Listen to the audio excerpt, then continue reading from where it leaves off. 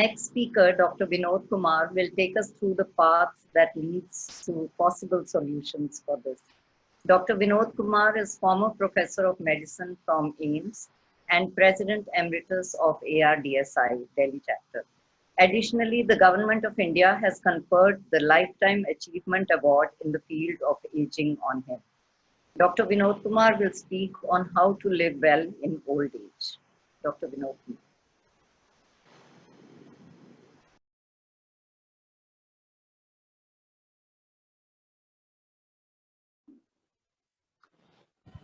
Thank you very much. Can you hear me all? Yes. Okay. Well, I am delighted to share some thoughts about the numerous barriers to wellness and health in old age, and also try to impress upon all of us that many senior citizens are able to adapt to certain attitudes in their daily aspects of life in order to tide over these barriers and achieve a health and well-being in all these matters. While we, all the senior citizens, must celebrate our each birthday by undergoing a complete health checkup, and we already realize that in old age, we are vulnerable to a large number of visible suffering of our body in the form of various diseases, disabilities, including dementia and many other diseases, and a host of other medical symptoms due to old age itself, due to the process of normal aging. On the other hand, we also must realize that there are a multitude of mind-related problems which are often invisible and are usually not complained about. We are aware of the fact that a very large number of senior citizens are highly positive individuals and are able to cope up with many challenges of life quite successfully. But while I do not want to paint a very gloomy picture about the psychosocial aspects of old age, I would like to give certain examples where our elderly are really suffering. For example, loneliness and feeling of becoming irrelevant is a serious source of anxiety in some senior citizens. There are many senior citizens who are unable to cope with challenges of life like bereavements and other challenges. There are senior citizens who find themselves amidst despair, emotional problems, and sometimes even hopelessness. There are also senior citizens who sometimes have fears about their physical safety. They have financial worries. They may have investment worries, and many of them are having generational disconnect. And if the circumstances are really not favorable to them, some of them may become diffident, even cynical, and also may have different problems from the point of view of mind. So how to tackle all these barriers which relate to both the body and the mind? I am of the opinion that senior citizens are capable of undergoing certain or bringing about certain attitudinal changes through which they can win over these barriers and aspire for a good well-being and old age health in their life. They may have attitudinal changes in physical aspect, in the mental, social, spiritual, and financial aspect. So let us first come about physical aspect because we are most caring about our physical body. Under the physical aspect, I would briefly mention about 4 points. One is the oral hygiene, second is the diet, then the exercise, and finally the sleep. We are told these days and advised quite rightly that we should not touch our mouth and nose and eyes with our hands. And I think this is quite true. We all remember our old Hindi adage, naak mein ungli, kaan mein tinka, matkar, matkar, matkar, aankh mein anjan, daant mein manjan, nitkar, nitkar, nitkar. This has simply become more relevant in the COVID times. I would like to mention that a good oral hygiene not only protects against diseases and infections of gums and teeth, but also against pneumonia, heart disease, and uncontrolled diabetes.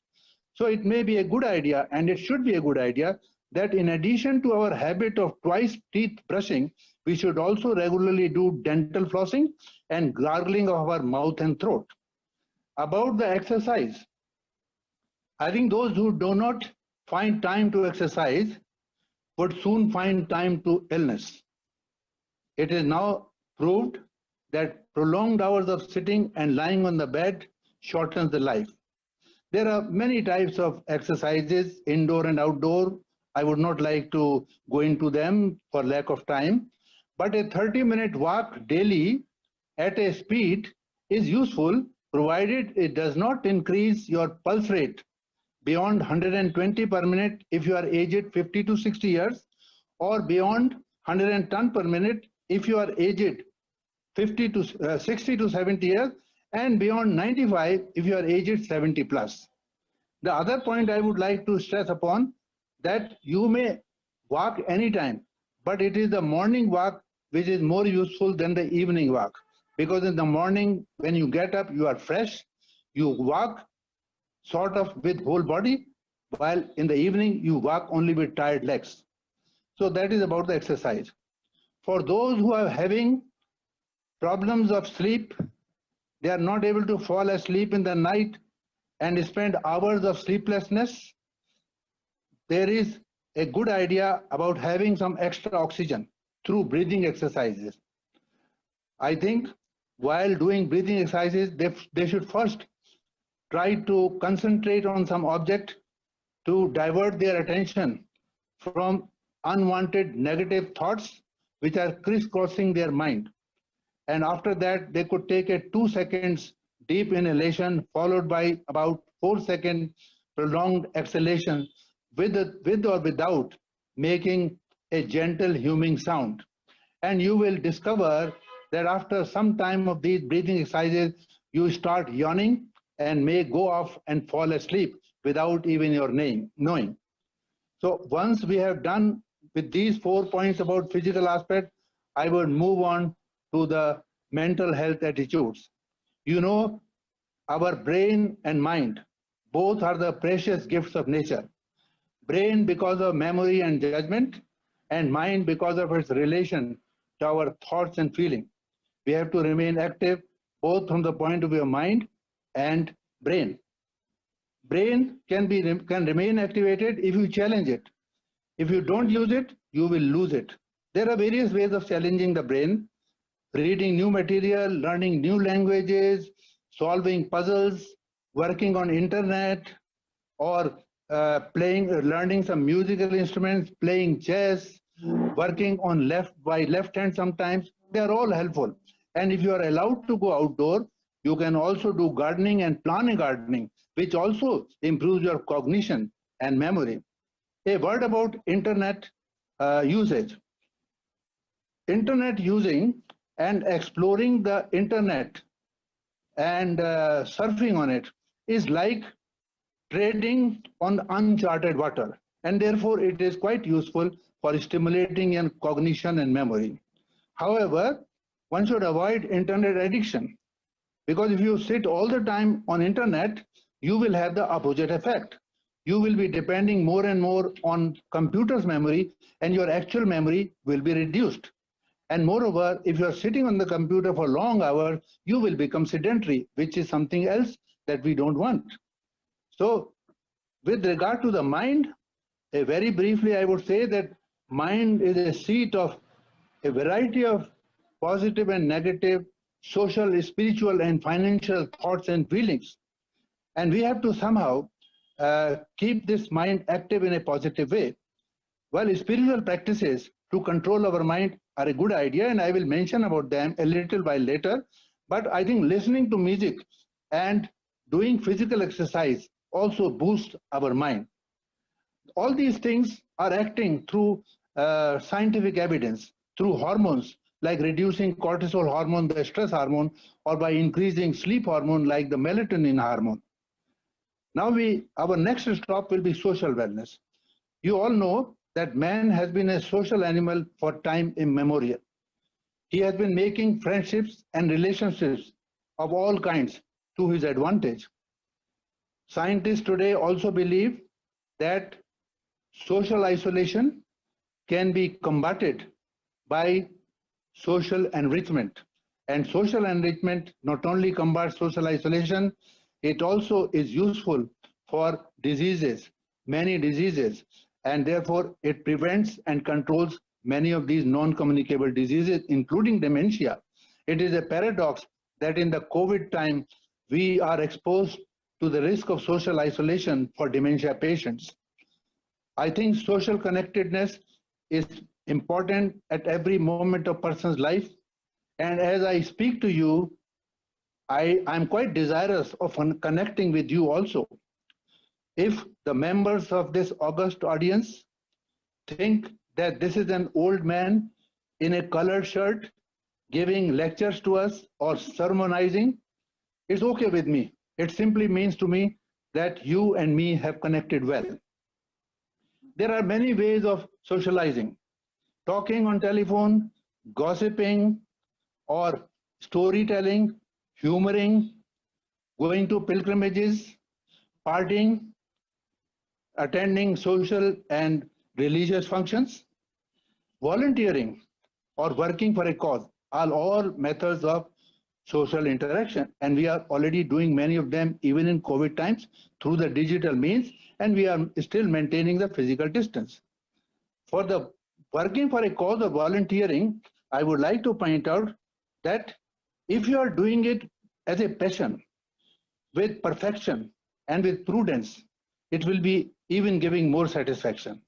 If your passion is strong enough, you will find that after some time, you and others may not even be knowing that you are working or playing, deriving an extra piece of happiness. A word of caution about the digital social interaction.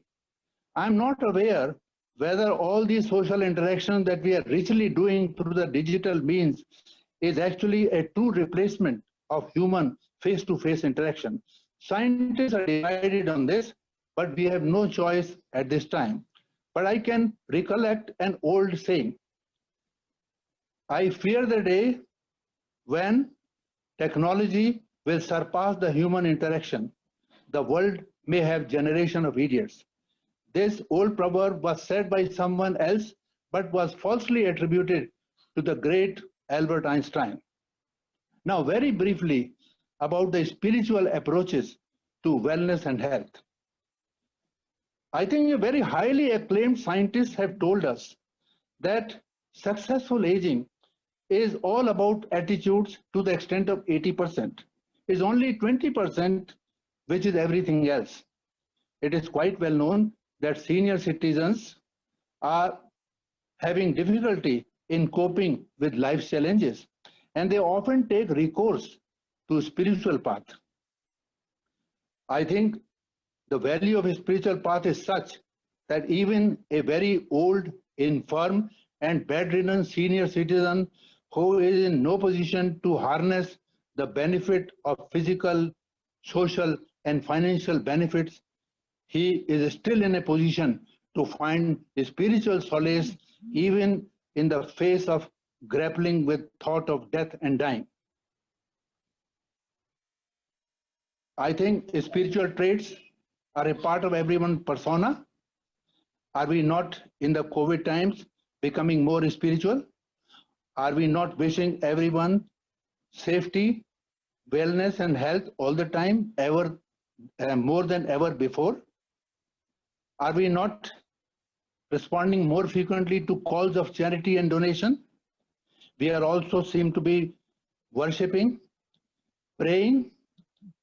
We are also empathizing, forgiving, introspecting ourselves, and as Manjari told, we are also trying to find the personal meaning of life more frequently these days. These are the very attitudes, the spiritual attitudes, which are also contained in the yama and niyama way of yoga life. And these have been scientifically proved to have very useful physical and mental health benefits. Therefore, there is a point in having these attitudes in our daily life. Already many senior citizens are working daily to enhance these attitudes by a variety of methods like venerating to the Supreme, like hearing to the religious discourses, listening to devotional music, adopting vegetarianism, doing intermittent fasting, yoga asanas, and above all, by pranayama and meditation. Pranayama is an act of breath. Meditation is an act of mind. Both are very extensively discussed these days because they fight anxiety, stress, diseases, and even boost our immunity. So it's a good idea to take some time out of your busy schedule and do these exercises for some time daily. Now, very lastly and very briefly, I come to the financial attitudes and how we can change them. I'm not here talking about economically weaker senior citizens, many of whom have to depend on their family for support or on the welfare schemes. And by doing so, quite many of them are doing well. But my main concern is about the worries, the financial worries about the affluent. The affluents have also different kinds of financial worries. For example, Sir, couple of more minutes. Their movable and immovable assets, which they have accumulated or rather hoarded unnecessarily during their lifetime, is a matter of worry. They have to decide in the old age what to do with them. Particularly, the decision becomes tougher if they have no legal heirs. And the decision becomes rather urgent if the decline of their body and mind is in a faster pace. So, for those who have legal heirs, they are also aware that even writing a will may be challenged after they are gone. It may take years to settle the score. So I think the elderly people must seek a good help from financial and legal experts to write a well-worded will. For those who do not have legal heirs, I have some strange ideas.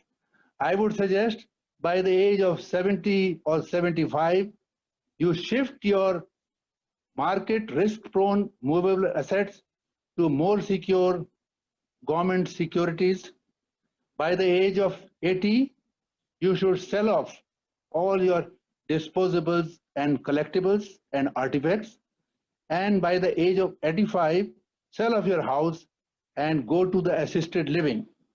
And when you are 90, reduce your personal belongings to the bare minimum, and so on, and remain free of anxiety. However, if there is a desire on the part of any of such senior citizens to bequeath anything to the person whom they like, their decision should be respected. To conclude, ladies and gentlemen, I have tried to highlight that attitudinal changes to bring about wellness and health in old age is not simply a medical matter, but it entails a variety of other aspects of our life. I would also like to say that this is a work of a lifetime, but it is never too late to begin. Earlier begun, better it is. Every senior citizen who is watching my presentation or maybe watching it later on has a valuable story to tell about their experiences of coping with challenges of life and how they have coped with great success or lesser success and derived happiness. So your comments and suggestions will be most useful for me, and I firmly believe that knowledge shared by a speaker must be supplemented by the audience to become knowledge squared. Thank you for listening. Thank you for attention.